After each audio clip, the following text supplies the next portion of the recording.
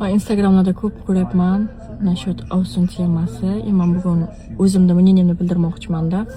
Ovsunga tosh otadi deyishadi, lekin mana ikkita Ovsunim bor. Ikkalasi ham meni singlimdek.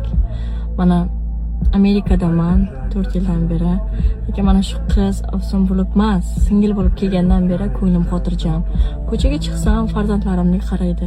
Hech qachon o'rtamizda sen menga bormaganmiz.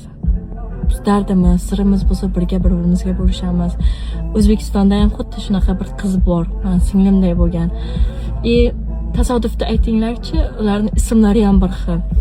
Amerikadaman, ertalab chiqib ketaman ishlarim bilan. O'zini ikkita bolasi bor. Mana ikkita bolam bilan qolib, ularni ovqatlarini berib, kiyintirib, yuvintirib, uxlatib ham qo'yganlari bo'lgan. Mana bugun ham kuni bilan uyda emas edim, keyin keldim, 1-2 soat uyda bo'lib, keyin ko'chaga chiqib ketdim. Ana bu doма sидела, uyda edi. Например, har doim ko'ngli ochiqlik qilib, hech qachon qo'shqovoq qilib bolalarimga qarab qolmagan.